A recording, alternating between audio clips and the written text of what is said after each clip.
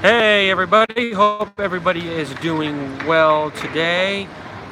The reason I'm making this video is I want to give an update about the race for governor for 2018. Now, it's really an interesting race, and before I move on, I just want to make sure that, and I will talk about this topic some other video.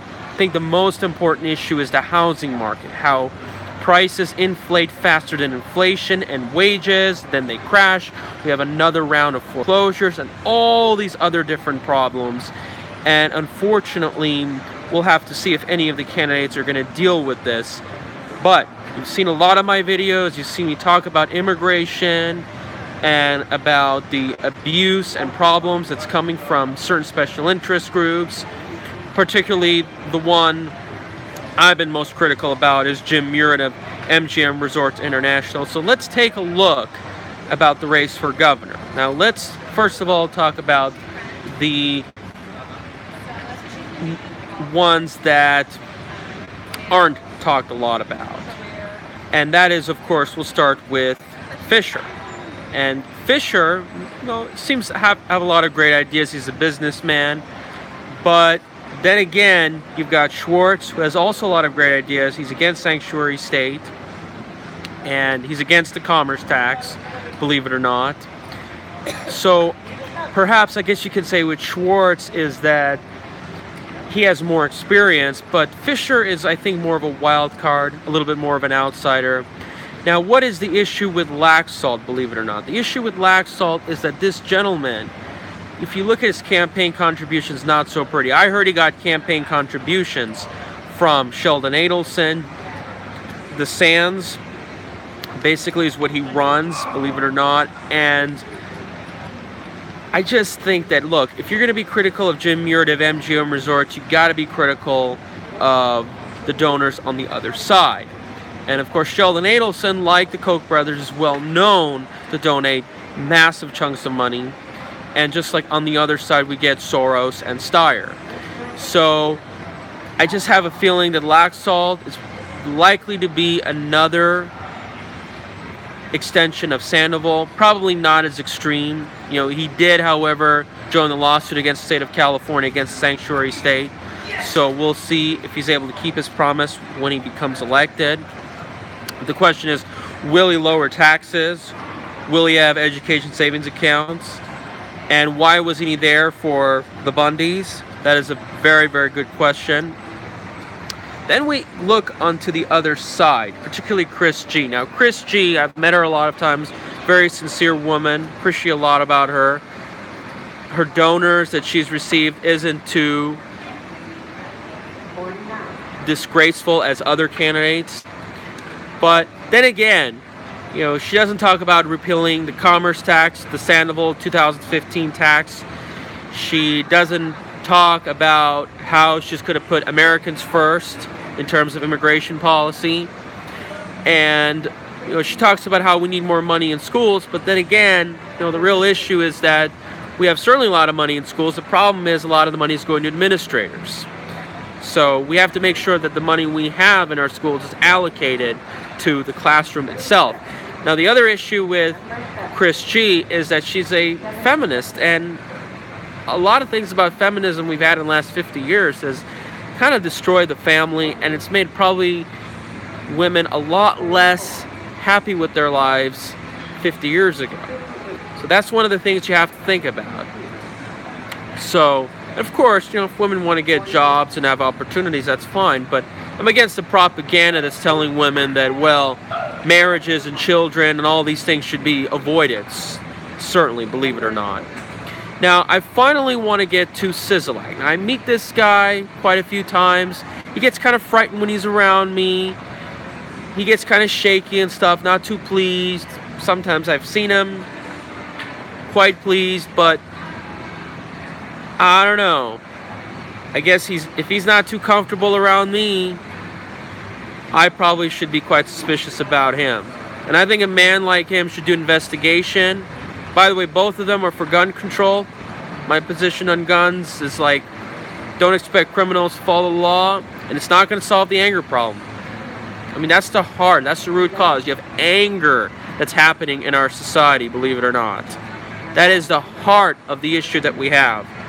And if you want gun control, you better have pill control, family control, and economic control. That is exactly what you need, believe it or not. And I want some guy like Jim Murren to be investigated from Steve Sisolak for selling his shares of stock weeks before the October tragedy. And that's happened as well with the executives, believe it or not. You should tell them about that. When you go to his events, you should tell them that I'm planning to do that, believe it or not. Now, Sisolak, about the stadium plan, I'm kind of mixed. Then it can bring a lot of tourism, a lot of jobs, a lot of economic growth, can boost the economy, but then it's taxpayer subsidized. And I know it's the room tax, but look, which is kind of a bright side to Chris G. She didn't buy into this whole corporatism and even the Red Rock development. But then again, the Red Rock development, you got to understand, we need more supply of housing. And of course, the politicians say, well, it's going to be great, but then we have to see, it's going to increase crime. We're going to need more higher taxes to pay for the roads, more police, more infrastructure, sewer lines, just the list goes on. You know, the politicians keep promising.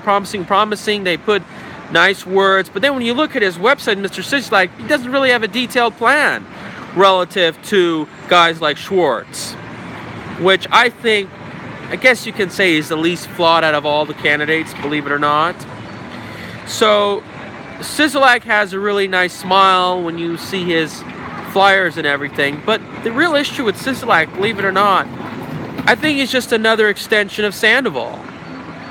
He's likely to raise our taxes based on what a lot of politicians have done. You look at his donors, and who knows, he can bring us regulations. Now, I saw him several days ago. He says, I'm not going to make you like California, like Jerry Brown. And I guess I can believe that. But the important thing is probably likely you're going to take us to that direction. And a lot of people don't want that. A lot of people really don't want our state to become like California or my city to turn into Los Angeles. This is the largest fear we have. And that is why I will tell you many, many times, rising housing prices and rent is a top concern. Why the hell should we have rising housing prices? We have an abundant supply of land. Who is it? You admit that it's the BLM that has some interference. And of course, it does have some interference, but then there's a lot of parties to blame. There's a lack of labor. But of course, what happened to all the unemployed construction workers? Of course, we could have 3D construction printing. Not to mention the fact that, believe it or not, that you can argue that developers are hoarding the land banking. This is what, of course, Larry Brown has talked about, the commissioner. And then you can also blame the banks suppressing foreclosures and the low interest rate, low down payment policy, which is basically jacking up the prices. So I think Sisolak should go after all of these, but we'll see if he does, because Brian Sandoval is not. He's saying, well, the economy is growing, but it's really an overvalued housing market. And a lot of real estate experts agree that the Las Vegas housing market is quite overvalued. And this is something you got to hear from Jacob's Life in Vegas, Jacob Orth. He really needs to start reporting about this, believe it or not. And I'll do a video about him pretty soon. So anyway, that is my take with the governor's race. Although Sisolak can be kind of hopeful for economic growth and potential and opportunity, believe it or not.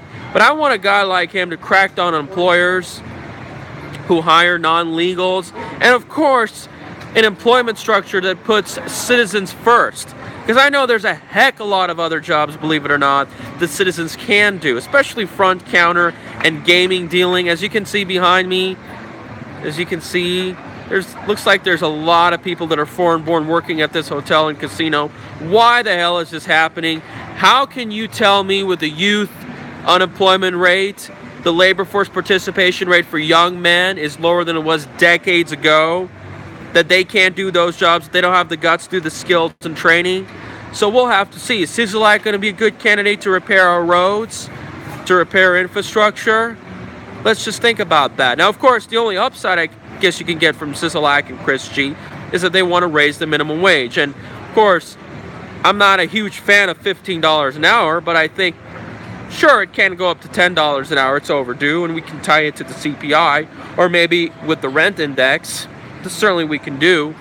But then again, the minimum wage is like the gun argument. It doesn't solve the heart of the problem. You got to go after the cost of living. That's what you have to do. and you need to make sure that there's not too much demand for every single job. All right, anybody, thank you guys so much. Great pleasure. Stay tuned, pre-spread about my videos, and hopefully, and this is what I told Mr. Sisolak, regardless of who wins, I'm going to win. And I'm going to get my issues and my ideas across. I'm going to build my exciting development, master plan developments all across Clark County. I'm going to make it happen. All right, everybody. God bless. Take care. Have fun.